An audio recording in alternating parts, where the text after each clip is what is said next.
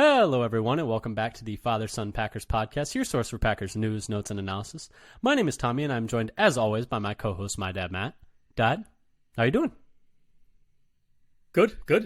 Excited for a day when the Packers game is not sharing the spotlight with any other NFL games, so no distractions from other games. Plus a big day for Wisconsin sports today. And we hope a big day for Wisconsin sports again tomorrow. Yeah, big day for Wisconsin sports today. You know, Bucks trade for Damian Lillard if you were somehow under a rock or don't follow basketball very much. Obviously, a bit bittersweet, losing Jrue Holiday, who's such a franchise legend, having to trade him away, and he has one of the greatest moments in Bucks franchise history. They should 100% retire his number when it comes time to that, even though he only played here 3 years. He's a champion. He's a Bucks legend forever, multiple-time Teammate of the Year award winner with the Bucks.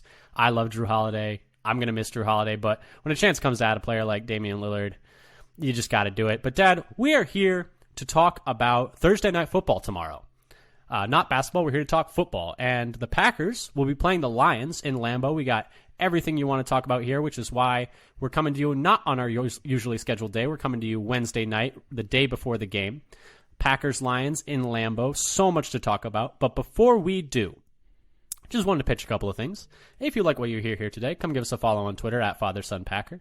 We tweet out when we have new episodes, articles we find interesting, videos we find interesting, pieces of Packers news. We keep you up to date pretty much on anything going on in Titletown. So if you want to give us a follow there, come hit us up and then subscribe to us on your podcast platform of choice. I've done this a million times and I'm still tripping over my words sometimes.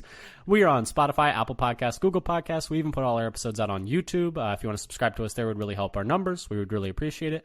But Dad, so much to talk about for this game. Packers on primetime, first primetime game of the year. Thursday Night Football on Amazon Prime. Little pun there, primetime. I never really thought about it. But lots to look forward to, lots of news to discuss. I think, if we're going to start anywhere, let's start with the injury report. And, Dad, it's looking heavy for both teams. But this is the thing with Thursday Night Football. A lot of times, the injury reports are extra lengthy, and these games are so much less predictable than any other games in the calendar because you essentially have 3 days to prep, 3 days to get your body right. It's not enough time. They should not have these games. No. I don't know why they do. Well, I know why they do, but they shouldn't have these games. Watch it, but the players hate it. Players, are more likely to get injured, less time to recover from any injuries they had from the previous game, which is why, we have a bunch of people out and questionable. Yeah, the Packers have had more than their. Well, it always seems like more than their fair share, but they certainly have a lot this early in the year. Yeah, and obviously, knock on wood in terms of new injuries, but a lot of existing injuries for the Packers, Dad. Let's run through it. I'll read them down, and then I'll ask your thoughts on them. Starting with the Packers. Jair Alexander, who missed the last game against the Saints, is questionable. He was a limited participant on Tuesday and Wednesday. Zane Anderson, safety, still out with the hamstring. He was out last game as well. He has not participated in any practices, so he's not going to play in this game. Bakhtiari, out in this game. Didn't play the last game either. Didn't play the game before. It's looking tougher for him with every passing week. But, the Packers have a long break after this, so hopefully he'll be able to get right after that, but it's very tough. Devondre Campbell, who hurt his ankle in the last game, is going to be out in this game. Elton Jenkins, we know already has that knee injury. He's going to be out. That was kind of expected. And then beyond that, Aaron Jones is questionable. He was a limited participant all week. Zach Tom is questionable. He was a limited participant Tuesday and Wednesday. Carrington Valentine was a limited participant Tuesday and Wednesday. He's also questionable. And then Christian Watson is questionable, but was a limited participant Tuesday and Wednesday. Now, for the Packers, Dad, we'll start with them before we move on to the Lions. Just a couple notes here. Multiple Packers players seem to have said that they expect Aaron Jones to play. And beans. And Matt LaFleur said he is optimistic or hopeful, I think is what he said. So Aaron Jones, I think Romeo Dobbs was the one who said, yeah, we expect to have 33 out there. Said, yeah, we expect to have 33 out there. Or exactly, we're going to have, not even expected. I think he said we're going to have 33 out there. I think it was more definitive than that. Yeah, so we'll see what ends up happening with that. It could all be gamesmanship, but that would be a huge boost to the offense because the running game weeks 2 and 3 has been really bad. and like really bad. So that's something. And then today, Jordan Schultz, NFL Insider, reported that Christian Watson is expected to play, assuming everything goes well in the lead up to the game, and make his debut for this season on Thursday Night Football against the Lions. It would be huge to get that explosive playmaker threat back for the Packers. Dad, anything you wanted to chime in on those ones? We haven't really heard any more details on the other ones, or any notes you want to give on the players who have been determined out.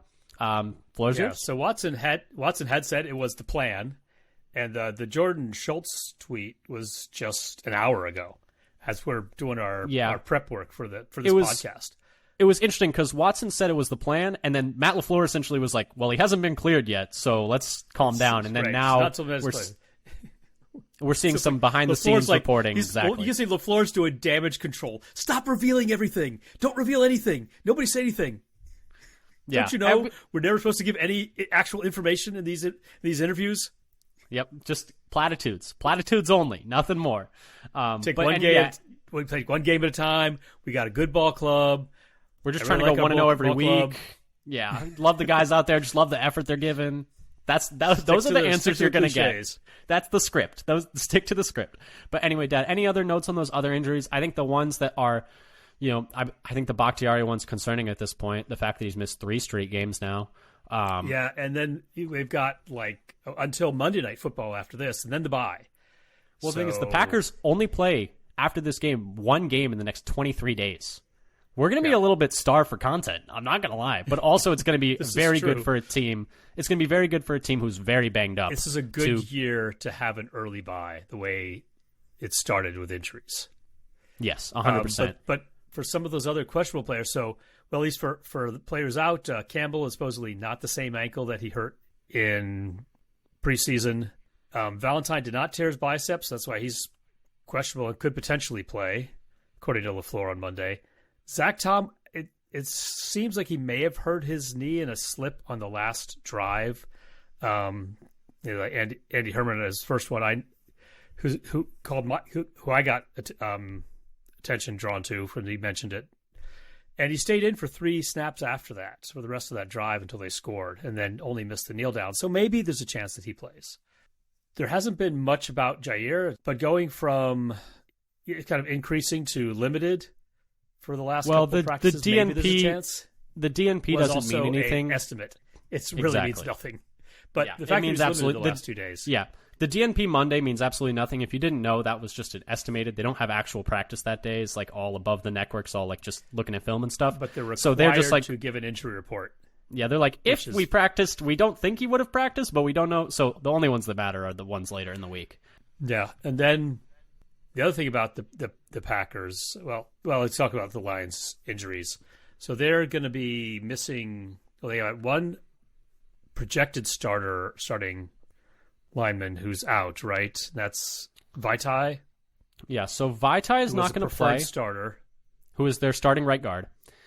Matt Nelson, one of their backup tackles, is not going to play. And then Jason Kabinda, their fullback, is not going to play. But besides that, they also have some other questionable players on their offensive line. Both Taylor Decker, their left tackle, and Jonah Jackson, their left guard, are questionable. However, all were limited participants throughout the week with an ankle and thigh, respectively. Kirby Joseph, safety, is also questionable, but he was a limited participant throughout the week with a hip injury. If you don't remember, he was the one who picked Rodgers like 2 or 3 different times on the same game, which was crazy. David Montgomery didn't play last weekend, but was a limited participant all week with a thigh injury, and he is questionable. And then Emmanuel Mosley, one of their corners with a knee and hamstring injury, was a limited participant all week, and he is also questionable. So those are kind of the ones for the Lions. They're a little dinged up too. They have questions along their offensive line as well. Definitely something to keep an eye on there for them, and we'll talk about that later in terms of the question marks on their offensive line. Dad, any notes on those injuries for the Lions? Not particularly, though it may reduce what is a strength of the Lions, which is their offensive line, if they have, another player or 2, or possibly even 2, miss the game or are kind of limited in their effectiveness. Yeah, and the other thing I wanted to note for this is what's going to happen with Patrick Taylor for the Packers. And this is kind of more of an availability thing than an injury thing. But he has used up his 3 elevations. I was expecting this week at some point that they were going to add him to the active roster. They have not done that yet. They could still do it tomorrow. But I'm a little confused because it seems like in the last game they were really leaning on Patrick Taylor. Maybe they're so comfortable with the thought that Jones is going to play that they don't feel the need to add him to the active roster at this point. What are your thoughts on this? It's still a little surprising to me. So it does seem to tip their hand that they expect Jones to play, and that all this is just smoke and mirrors about Jones being limited and not making an announcement. But you'd still like to have the security of Taylor, who's been, frankly, their second most effective back, I think, so far this season, overall. And there are players they could either put somebody on IR or release somebody to have Taylor. I'm not sure signed to the 53. Yeah, I'm not sure. I don't want to point out specific players and call them out, but I'm not really sure what Zane Anderson is doing on the 53-man roster. What is it you'd say you do here? Yeah, yeah. I mean, obviously right now he's injured, but even when he wasn't, and they needed the safety position is thin, he still was inactive. So I don't know. I'm surprised they haven't made some kind of move for Patrick Taylor, but that's all we really have there in terms of availability and injuries. Dad, should we go into the meat of our game preview, or is there anything else you wanted to add? That's pretty much it in terms of that part of that segment. So let's move on. Yeah, so let's move on to the actual heft of the game preview, and let's start with just some quick facts. So this game is going to be in Lambeau Thursday night, 7:15 p.m. local time. 58 degrees, supposed to be very humid apparently. Something like 98% humidity or something like that I was seeing. I don't know how accurate that was. That was from Google. The Lions are currently 1-point favorites with an over-under of 45.5, so that's an implied score of about 23-22 win for the Lions. So they're projecting it to be a very close game. The fact that the Lions are favored in Lambeau on the road means that they would probably be 4 or 5-point favorites on a neutral site. So Vegas seems to think, and the public at large seems to think, that the Lions are a better team, especially with the Packers' injuries. I'm curious to see if the line moves at all if Jones and Watson are declared active, if that line moves either way. But it's just something to keep an eye on. But Dad, that's kind of the quick facts, and then let's move on to talking about the Lions. This is keeping up with the Joneses kind of, but not Caleb and Aaron. We're just kind of talking about what's been going on in Lions land, what's been going on for them. They've had a lot of promise coming into this year. There was a lot of talk about them. They were the favorites to win the NFC North. They are currently second in the NFC North to the Packers. They're tied, though, but they're both 2-1. The Packers just have more divisional wins at this point, but they've also played more divisional games, so the Lions haven't had the opportunity to bank those division wins. Whoever wins this game is going to be first in the NFC North going forward and have a major leg up going forward. Dad, what else has been going on with the Lions recently and in the past, X amount of years? So I was looking back at, because everybody's been talking about how, the Packers lost last year and they've lost 3 straight. But so I look back a little bit. That actually the Packers and Lions are 10-10 over the last 10 years. This idea that the Packers have kind of dominated. If you go back more than 10 years, then Packers did win 17 of the last 20. Who's saying the Packers have dominated? I always feel like the Lions, even when the Lions are bad, they play us so tough. I think in the last 10 years, but before that, if you go back to the next 10 years back, then the Packers are 17-3 against the Lions. Okay, but recently we're in a bit of a streaks. The Lions have won 3 straight. Before that, the Packers won 5 straight, and before that, the Lions won 4 straight. Yeah, and 2 of those 5 straight for the Packers were games where they led for 0 seconds of regulation, if you'll remember. Yes, in the same season. Yeah, that was quite a crazy season. And those 3 straight for the Lions, I was going to say those 3 straight for the Lions include, I'm sure everyone has heard this narrative, the game last year where they knocked the Packers out of playoff contention in the last week of the season. So there's a little extra juice there maybe. Yeah, but it also includes a game at the end of the season before where the Packers basically just rested all their starters for most of the game. That is also true. When they had nothing to play for, they already had the 1 seed locked up. Right, that is also very locked true. up the 1 seed. But the home team on both sides is only 6-4, so it's not like there's been this massive home field advantage either. So just food for thought, really, as we look at what the teams have been fairly evenly matched over the last 10 years. Yeah, and it seems like they've played at a similar pace so far this year, 25th and 26th. Which one was 25th and 26th? You had this stat lined up. I believe Detroit was 25th, and the Packers were 26th in neutral pace. So not much different in kind of play speed. So you don't really expect to see much tension between one team trying to play at a different pace from the other and see whose style ends up taking over. Yeah, and then Green Bay is 8th in points per drive, while Detroit is 15th. Green Bay with 0.46 more points per drive, despite having less yards per drive, almost a yard fewer per drive, which is not a huge difference, but it's interesting. It's interesting that they're getting a decent amount more points per drive while having nearly the same yards per drive. Yeah, and maybe maybe that's a sign of and I didn't look at like punts per drive and those things. Maybe the sign of the Packers drives are feast or famine. Well, I think, mostly what it is for the Packers is they've been pretty, I would say, almost statistically anomaly level of efficient in the red zone in terms of converting red zone opportunities to touchdowns. I think that's probably the big thing. They're not even first in the league though in red zone efficiency. Oh, that's kind of surprising. I wonder if they were going into week 3. That's an interesting one to me. I looked it up, and they are, I think, second. I have a note on that later. I'll get into it now. But still a very good team in terms of touchdown conversion percentage in the red zone. But anyway, those are kind of what's going on with the Lions. They're a very solid team. They started last season 1-6 and ended 9-8, I believe. Is that correct? They ended the season 8-2. They ended 9-8, but lost the tiebreaker to the Seahawks. Seattle, yeah. But so they ended last season on a tear. They won week 1 against Kansas City, kind of dropped the ball a little bit in week 2 against the Seahawks, but then beat Atlanta in week 3 pretty soundly against a team that kind of walked us down a little bit. So something to keep in mind. Lions are a pretty solid team. But let's move on, since we're already talking about how the Lions are a pretty solid team, to our next section, which is Hey Now, Play Nice, where we say a couple of nice things about the Lions, about what they're good at, some things that we respect about the opponent.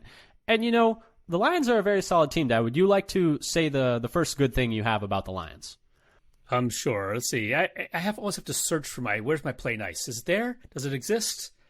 You always give me a hard time about not being able to play nice, so maybe I can't even find it. Maybe there's nothing. So there it is. It's just so tiny. Their run defense has been really good this year. Currently, they're giving up the 3rd fewest yards per game to running backs. So especially say run defense against running backs, they're behind only San Francisco and Philadelphia there, and the 4th fewest yards per carry to running backs behind Tennessee, Seattle, and Philadelphia again. By DVOA, their run defense is ranked 5th. And just for an example, just last week against Atlanta's running backs, who we know pretty well, they only gave up 45 yards on 17 carries, less than 3 yards per carry. Green Bay, in comparison, gave up 172 yards on 35 carries, so almost 5 per carry in comparison. So that's a pretty remarkable performance from the run defense because we also know the Falcons, they don't care about game script. They'll be down. They're still going to run the rock. It does not matter that they got down in that game. They're going to run the whole game no matter what. That's a really impressive performance by the Lions defense in that one. Yeah, it's really kind of surprising. I thought, and it wasn't that long ago that, am I wrong? I remember this wrong about whether the Detroit has struggled in the recent past against the run. I think 2 years ago, they were one of the worst run defenses in the league. Right. I can't remember what they were now last under year. the incarnated as the biting Dan Campbell's, they become a much better run defense. The biting and fighting Dan Campbell's. Well, so last year they were 25th in DVOA against the run per FTN Fantasy. And then in 2021, they were 31st in run defense per DVOA. So, yeah, last 2 years have not been kind to them on the ground. And now they're 5th. Yeah. So big turnaround for them. I mean, that's a pretty big turnaround. My Let's Play Nice, the thing I wanted to say about them, I actually have 2 things. Number one is their offensive line is very good, specifically in the run. Their projected offensive line was particularly good at run blocking last year, much better than Green Bay, which I know is not saying a lot because we've really struggled to block the run the last year and a half. But projected snap-adjusted PFF grade of 71 compared to Green Bay's 60 from our previous. Can I just insert a little thing about the Green Bay 60? this is something we talked about in the offseason. And everybody's saying, well, Green Bay they have a good offensive line. They're going to lean on the run game. And we're like, are you sure? It's like, it's not what they do. It's not what they do well. They tried to lean on the run game last year, and they also couldn't do it then. So I don't know what happened from 2 years ago to now. Like, I don't understand how the run defense has completely fallen flat on its face. It's like, yeah, I'm not really sure. I'm not really sure what's happening. Was it the run offense? Sorry, the run offense. Yes, for the Packers. Yeah. I don't understand how the rushing attack just has fallen on its face. And you could point to Aaron Jones being out so far this year, and maybe when he comes back they turn it around. But the blocking's been terrible. But anyway, we're saying good things about the Lions, not bad things about the Packers right now. Although there's a little entanglement there. But we talked about this in the preseason. We were just talking about their composite run blocking grade that we calculated in the preseason. They last year had 3 different offensive linemen in the top 40 of all offensive linemen. Sewell, Ragnow, and Decker were all top 40 offensive linemen per PFF, that is. And then they have 3 different offensive linemen in the top 30 amongst all offensive linemen in PFF grade this year. That's top 30, not even top 40 in Ragnow, Vaitai, and Sewell. However, Vaitai is going to be out of this game, so that is something to keep in mind. And their left tackle and left guard are questionable, which is something we mentioned earlier, which is also something to keep in mind. So their offensive line is very strong. There are some question marks there with health. Pass blocking, they're also a little bit more middle of the pack. Per Pro Football Reference, they were 14th in pressure rate allowed last year, and then 19th so far this year. So they're allowing some pressure there, which is a little surprising to me because I think general consensus is they're like one of the 2 or 3 best lines in the league. But in terms of pressure rate, like I don't know if it's Goff, I don't know if it's them, but they will let pressure get through at times. The other thing I was going to say that they're very good at is play action. So this is per Colton Pouncey of The Athletic. Jared Goff had the highest EPA per play in the league last year on play action at 0.33, I believe it was. Mahomes was second. So when he's running play action, Jared Goff he's a killer. He's a killer out there. Jared Goff had a really good year last year, and he was on quite the streak. He almost broke the record for consecutive passes without an interception.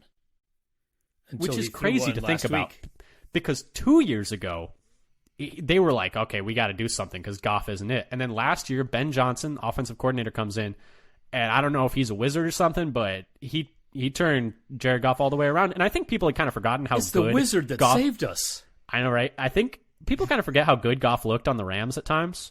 And yes, we'll talk about later, but at times this is the play nice section. I'm not gonna qualify. Goff is good sometimes. Goff is good at certain things. He's very good at certain things. So we'll see on Thursday, and we'll talk about some ways the Packers could maybe put him in some conflict there, but it's something to think about. But yeah, those are the play nice things. Those are what we have to say nice about the Lions. And Dad, kind of leading off of that, let's talk a little bit. Let's get the boogeyman off our back before we start building confidence again. What are some things we're nervous about in this game? Some ways that we think the Packers maybe don't match up well with the Lions. Some things we think the Lions might do to give the Packers trouble. I'll throw it over to you. Okay, yeah. So there are a couple of things that are strengths of Detroit that I think we need to worry about going into this game. The Packers are 3rd worst in receiving yards per game given up to running backs, and 6th worst in DVOA and passing to running backs. And while so far, Gibbs has only been kind of average and not been involved that much in the offense. Receiving was his real great trait as a prospect coming out of college. He was elite or very high all 3 years in college as a receiving back. And I think with Montgomery possibly out or limited if he does play, we could see a lot of Gibbs. And I don't want to be the team that he has his breakout against. I would rather not have that happen. But, the comp coming out for him in a lot of places was Alvin Kamara. And we've seen what Alvin Kamara has done to the Packers in the past. Yeah. I think it's tradition for this podcast to bring up the Alvin Kamara run, at that one run at least 3 to 4 times. Was it a run or was it a pass? At this point, I don't even remember. Everything wrong with all the Packers defense that season. Yes, but here's the thing: maybe it'll be replaced by the Jahmyr Gibbs play, and we'll get to talk about that for 3 years. So, it could always be better. I would rather be out of date referring to a game that nobody cares about anymore than have a new one come in every year. when you say it like that, that is better. But anyway, anything else you wanted to add? I have like one big thing. Mine is, I'll throw it back to you because I see you have a few more. Seems like you're a bit of bit of a nervous Nelly. I'll take first and I'll throw it back to you. Mine was that Aiden Hutchinson and the Lions D-line as a whole, I'm a little worried about them giving our backup linemen problems. Packers are going to be without Bakhtiari, like we said. Zach Tom is questionable. The one I really want to keep an eye on is if Zach Tom plays, because if he doesn't, I think we might be in a little bit of trouble, because Hutchinson has lined up on that side of the formation 78% of the time so far this year. So he's almost always on that side. And if Tom can't play, it's probably going to be Nyman. And last game of the season last year, I know Nyman dealt with some shoulder stuff throughout the year, but that was his worst game of the year. He was really bad.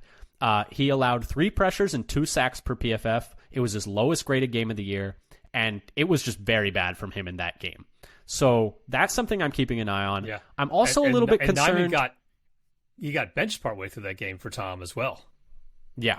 And that's a good point. Yeah, because I forgot to say Nyman didn't even end up playing that whole game and still allowed 3 pressures and 2 sacks. I think he only played like 24 snaps, if I remember correctly.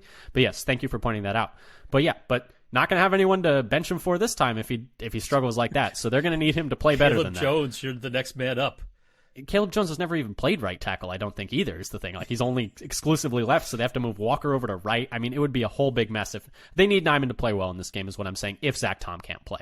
Yeah. And then I'm also a little bit concerned about Hutchinson lining up inside on pass rushing downs. So far this year per PFF, he has pinched inside 17% of the time, so like 1 in 5 snaps. I'm a bit worried with him as a mismatch, specifically on Royce Newman. Now, I already said he doesn't line up on that side of the field very often, but I think that's a mismatch that they can exploit because I'm concerned about that one. And we saw against the Chiefs. Well, we saw against the Chiefs in week 1. I just want to add this is like at times, like Hutchinson took over that game, but like watching it, in my opinion, I thought the times that he took over the game was when they put him on the right guard and he just blew up anything they were trying to do passing wise and drop back game. And I could see that manifesting itself again in this game. Sorry, what were you going to say? One thing I haven't looked up is how much do they stunt? I'm not sure, but I'm sure they will this game if they watch the tape. Because I felt like New Orleans didn't stunt nearly enough in that past game. I felt like because the one play where Jordan Love rushes for 24 yards down the left sideline because he gets pressure off the edge, they run a stunt. And it was actually Royce Newman's guy who was actually trying to pick Rasheed Walker, goes to pick Rasheed Walker, and then he's like, wait a minute. This is wide open. And he just ends up running like right to where Love is. And Love kind of gets out of it and makes a huge play out of it. But you don't want that. You don't want pressure on your quarterback. And that's definitely something that's concerning. But I also, I don't know even where you would find the number of twists and stunts a team runs per game. I don't know. I'd have to like look at the tape and spend time, which I didn't do to look at all of their games. But it is something that has been specifically Royce Newman's kryptonite. Bugaboo. Yeah. And he's otherwise doing better this year than he did last year. And better than he did in the preseason. Well, he was very bad last year, and he was very bad in the preseason. I mean, they were playing him in the fourth quarter. They played him in the fourth quarter of preseason games. Like, that's how low the bar was. We thought he might not make the team. But he's been, so far, through 2 games, knock on wood, passable, which is okay. We'll deal with that. But, Dad, you had some other things you were nervous about in this game. You want to run them off? Yeah, some minor things. So, the Packers' ability to run the ball. So Detroit's defense is 7th best in adjusted line yards, while Green Bay's offensive line is 28th best in adjusted line yards. So I'm not expecting a whole lot of push from the Packers' offensive line, which means the running game is going to be a slog. You should never expect a whole lot of push from the Packers' offensive line because a lot of these guys are like, here's the thing. A lot of them are very good pass protectors. I would say maybe one of them is a good run blocker. Maybe one. I don't even know which. Like, Nyman's a good run blocker. He might not even play. But like, Nyman was a pretty well graded run blocker by ESPN last year. Of their available blockers this week, he might be their best run blocker with Bakhtiari and Jenkins out. Well, Bakhtiari is not exactly the best run blocker either. He's had some good years though, but he's compared to the rest of them. That's true. It's a low bar. He's gotten better at run blocking as his career has gone on. And then we're hoping that we'll be able to pressure Goff, this might depend on who actually plays for Detroit. But so far, they're all the way up at fifth best in adjusted sack rate given up on offense. And so, will we see a difference in, because their offensive line is much better in that metric than New Orleans, Atlanta, or Chicago.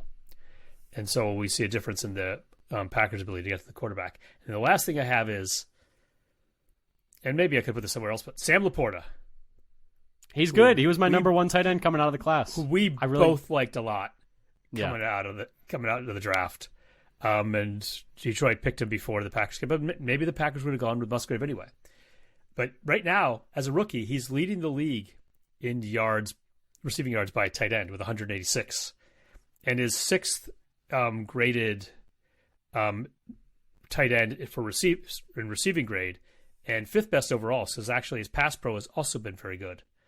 Compared to Musgrave, who's eighth in yards, but his overall PFF grade is not so good because his blocking has not been nearly so good. Yeah, I feel like Musgrave's blocking has been. I feel like Musgrave's blocking has been fine. It's been better than we were told. Basically, we were told to expect. Yeah, it's not Jimmy Graham. Field. Yeah, it's somewhere between Jimmy Graham and Mercedes Lewis. It's in this big range. It's a chasm. Isn't everybody? Yeah, that's a good point. That is the 0 to 10 scale, I would say. But anyway, so those are the things that we're nervous about. But Dad, let's start, building a little confidence up in our listeners. Like, they come here to feel good about the matchups. So let's talk a little bit about some exploitable weaknesses of the Lions. Now, I'll go first on this one, and my first one is their secondary isn't great. Last year, they had the worst team coverage grade per PFF and the 23rd ranked pass defense by DVOA. Now, they have made some improvements. They've brought in, I believe his name's Cam Sutton, to play corner. They had brought in Chauncey Gardner-Johnson to play safety, but he is now on IR, so he's not going to be playing in this game. And then they had also brought in Emmanuel Mosley, who is questionable in this game. And then one of their other starting safeties, Kirby Joseph, is questionable in this game. But so last year, very porous pass defense. They've made some adjustments to try and improve it. But so far, they're 10th worst, so 22nd overall in coverage grade, and they're 19th in pass defense by DVOA. And that was with those players that I already mentioned that have since gotten injured. So still an exploitable pass defense, in my opinion, despite some, their pass rushers are pretty solid, but the back end isn't great. And the back end was so poor last year that they actually fired their secondary coach about midway through the year. Like, that's how bad we're talking about last year. So still exploitable there. The defense quickly got better after they did that too. Yeah, and I think it was a change that needed to be made, but I still think that is a weakness the Packers could attack, especially if they have Christian Watson and they're able to stretch out that secondary a little more. That's something I'm keeping my eye on. Dad, what did you have as an exploitable weakness of the Lions? So we talked about the Packers' red zone efficiency in scoring TDs. They're second in the league, behind Miami, it turns out, and a little bit ahead of Cleveland and Kansas City in offensive red zone touchdown efficiency. And Detroit defense is 22nd in preventing red zone touchdowns. So that's, a matchup in our favor, where Packers' strength against Lions' weakness. The other thing is that, sort of in contrast to their defense against running back rushes, where they're very good, they're only 25th in the league in receiving yards by running backs and 25th in yards per reception to running backs. So, seventh from the bottom. And if you look at it by DVOA, they're 28th in defending pass catching running backs. And also, it's, coincidentally, poor at defending tight ends. They're 22nd there. So this is a game where it's like crying out for Aaron Jones. Yes, crying out for Aaron Jones. And you mentioned tight ends. It's also crying out for Luke Musgrave, because according to Zach Cruz on Twitter, the Lions have given up an NFL high 25 catches for 263 yards to tight ends through 3 weeks. That's a lot. So let's get Luke Musgrave involved. Like you said, let's get Aaron Jones involved. And then so that was something we talked about. Like, that's something I hope the Packers do is get Luke Musgrave involved. We're kind of tipping our hand to the next section. But, Dad, let's move on to that next section. That was one of the things that I hope the Packers do is get Luke Musgrave involved. What's something that you hope the Packers do in this game, schematically or otherwise? So looking at how they defend different parts of the field in the past, they're much weaker covering the left and middle than the right, especially deep, where they're like 21st in the league. So I'd like to see some more like hole shots to the left or deep shots at the left sideline. It's kind of a mix, though. So there's that, but also there's kind of the weakness against running backs and tight ends as well that maybe they try to exploit. But on deep, so I guess I'll stick with offense first. I'd like to see them keep trying a hurry up offense, not necessarily near the end of the game. That's where they were actually most effective last game. So maybe something that the Packers could try in the middle of the game just to take advantage of mismatches, don't let the defense substitute to get players off the field, and getting better rhythm. Yeah, I think, I'm surprised more teams don't do more hurry up stuff more often. Now I know it tires out your the big hogs up front, the big linemen. But it also tires out. It tires out the defense too. Defensive lineman, because the defensive line pass rushing is exhausting. You have to cover a lot more ground than the guy who's blocking you. That's true. My thing that I hope they do on defense wise is I hope they can get pressure on Jared Goff with 4. Jared Goff, notoriously much better when the pocket is kept clean. We talked about how he's much better with play action. But per the 33rd team, who used Sports Info Solutions data, and this is since week 1 of 2022. And then I also took some data from rbsdm.com. Jared Goff normally is at about 0.169 EPA per play, which would be 9th best in the league. And then Jared Goff under pressure would be at negative 0.4 EPA per play. And that's 24th in the league amongst players playing 200 snaps. And that's 24th amongst all players under pressure. So he's a top 10 quarterback not under pressure. And then when you look at all quarterbacks under pressure, he's like closer to the bottom of the barrel. However, and this actually surprised me, blitzing him does not work. And that was something I initially had. I was like, get pressure on him no matter what, no matter how many people you have to send. But blitzing him has actually not shown to provide very favorable results. And this is again per Colton Pouncey of The Athletic. Goff was the 5th most blitz quarterback in the league last year, and they're counting a blitz as 5 or more rushers.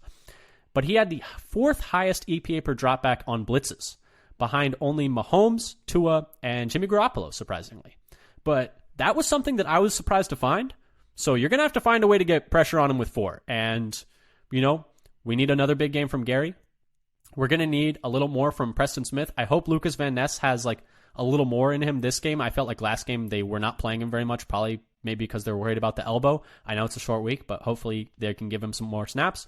And, need big games from Kenny, need a big game from Wyatt, need to be able to get pressure on him because when he's able to be kept clean, he's very, very good. Yeah, and so this is also a thing where we might need a lot of work from the edge rushers. Often, like the Gary, the Kenny Clark versus Frank Ragnow battle. Frank Ragnow's really good. That's Kenny's very good, but Frank Ragnow's also very good. He's probably that's one you can't. There's not a clear advantage there. They're both really good. I think we have more of an advantage on the edges than up the middle in this particular game. I think, unless with Vaitai out, and I was going to say not putting Kenny on the nose except in a few times in obvious passing downs, but maybe Kenny will be feasting on whoever's backing up at guard. Well, so that's what I was going to say is they've been having Slayton play over the nose a little bit more.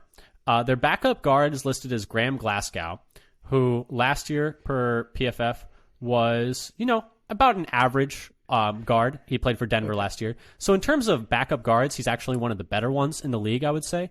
But still, I would think that would be more of a mismatch than going against Ragnow at center, because Ragnow's probably like a top 3, top 4 center in the league, in my opinion. But yeah, I think that's definitely something to keep an eye on. I thought it was interesting also that Carl Brooks played more snaps than Slayton last game. That was a little surprising to me. He played more than Slayton. Did he play the second most on the line then? Yeah, behind Kenny. Because I had heard he had more than Wyatt. I didn't realize he also had more than Slayton, and I knew he had a lot more than Wooden. Colby Wooden. That was the one that was like really notable. But yeah, I think Karl Brooks had the second most snaps amongst all defensive linemen in that game for the Packers, which is definitely something to keep an eye on. Although actually now I'm having trouble remembering if Wyatt had more than him. But yeah, so those are the things that we hope the Packers do in this game. Dad, did you have anything else you wanted to add there, or should we move on to our don't take your eye off that guy, which is our pseudo player to watch, I suppose, I guess you would say? Brooks did out-snap Wyatt by one snap. 28 yes, to 27. and he also outsnapped Slayton, yes? And Slayton had 26 snaps. Yeah, that's really weird to me. I'm very surprised by that. That Brooks played okay. I don't think he graded out particularly well, but I thought he played well. He got penetration a few times. He got some pressure on, I think it was Carr when he got pressure. Carr or Winston. He got pressure on the quarterback. But I think that's kind of surprising to me that he's past Slayton and Wyatt. But hey, I'm gonna choose to look at it as a positive for Brooks and not so much a negative for the other two guys. But I think if Slayton can play more nose in this game, it'll give Kenny a favorable matchup. But Dad, let's move on to our don't take your eye off that guy. These are the players that we think will either be standouts or players where it's like if they play well, the Packers should win. If they play poorly, the Packers might be in trouble. Who did you have for this one? So I may have cheated by having a couple, but I'm going to start with just one. And we'll see if we want to always add another. cheat. You always cheat for our players of the game or our players to watch. You always pick like four guys. You might as well pick half the team. I see players. Which players? It's not player. Which players? Players as in you pick one and I pick one. That's two players. Oh, you're going to challenge my interpretation of the template here. Well, anyway, I'm going to start with Rasheed Walker. Seems to be he's for sure going to be playing one of the tackle spots. And he needs to play well in pass pro for the offense to have a chance. Yeah, he's. I 100% agree. If he struggles, then they're going to be in for a long day. Oh, and he's been 100%. playing well. He's barely. What has he given up? Like one pressure or something? No pressures on true pass sets, I believe, was the stat that I saw last. And it was like the only tackle in the league with like more than 25 true pass sets to allow no pressures. So that's something. I think, he started the Atlanta game a little shaky, but like after the first two possessions, he's been like rock steady, which is pretty sick. My player to watch, and then I'll throw it back to you for your second player to watch, I guess. My player to watch in this game, who I think is going to be pivotal, is Keyshawn Nixon. So if you don't know, the Lions' best receiver is Amon-Ra St. Brown. That last name might be familiar. He is the younger brother of Equanimous St. Brown. But he's their best weapon. Currently, through 3 weeks, he's averaging 7 catches a game for almost 92 yards a game, and he's coming off back-to-back 100-yard games. He lines up in the slot 47% of the time through 3 games per PFF and 54% of the time last year. So he's in the slot a lot. And that is Keyshawn Nixon's assignment. Through 3 games, though, Keyshawn has allowed 10 catches on 11 targets. 8 of those targets and 7 of those receptions did come in week 1 against the Bears, and he's been a little better through the last 2 weeks, actually a lot better through the last 2 weeks. But he is still allowing a 130.7 passer rating into his coverage and about 8 yards per target. So coverage-wise has been a bit of a struggle for him, and he's going to be matched up against essentially what I consider to be like a top 10, top 15 receiver in the league, and one of the better slot receivers in the league. And I think that's something where it's like, okay, Keyshawn's going to have a really good game, and he's going to have to. And the thing is, like, the last 2 games, he's graded out well, and he hasn't been targeted very much. But I don't think they're going to just suddenly not target Amon-Ra St. Brown. And the thing is, when Keyshawn has been targeted, like we said, it hasn't gone well so far. So that's my player to watch. He's going to have a big game if they're going to win. Dad, who is your second player to watch? Yeah, so I'll throw in a second for a little bit, and that's Quay Walker. With Campbell out, he's going to be wearing the green dot. Plus, it's going to be like really important for defending passes over the middle to tight ends and running backs like Laporta and Gibbs, as well as in run support. He's going to be carrying a lot of responsibility in this game for how the center of the defense is holding up. Big time. And one of the only reasons I let you pick 2 players is because I heavily agree with both of those, because with Campbell out, Walker's going to take on a lot more responsibility there. And that kind of leads us into our overtime, which is what we have not gotten to talk about yet in our standard discussions, but we wanted to mention. And mine was that Isaiah McDuffie is going to be in for Campbell, and I'm curious as to how the run defense looks with him in. It wasn't too big of a problem versus New Orleans, but New Orleans' offensive line is not nearly as good as the Lions in run blocking. So that's something to keep an eye on. McDuffie is very small, like we've talked about before. He's one of the smallest linebackers to ever go through the combine. He's like only about 225 pounds. So is he going to be able to engage blockers? Is he going to be able to stay clean on the second level if he gets if he gets engaged? Like, I'm not sure, and that's something that I'm a little worried about. Maybe I could have put this in the I'm nervous section, but I already had a couple things I was talking about.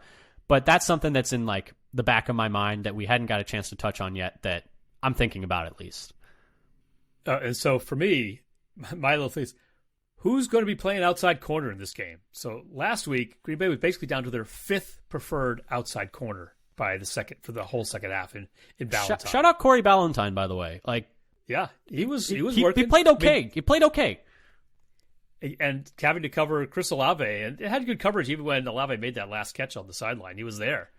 Sometimes great players just make great plays. And like, he was brought up to be a special teams guy for this game, and they're suddenly down 2 extra corners. Like, they're probably going to elevate him again this week. I wonder if they elevate Innis Gaines. I think they can elevate him and...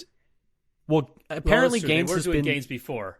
Well, apparently Gaines has been dealing with injuries in, like it's not listed in the injury report because he's technically a practice squad player, but apparently he's been hurt the past like set of practices. So that's something to keep an eye on.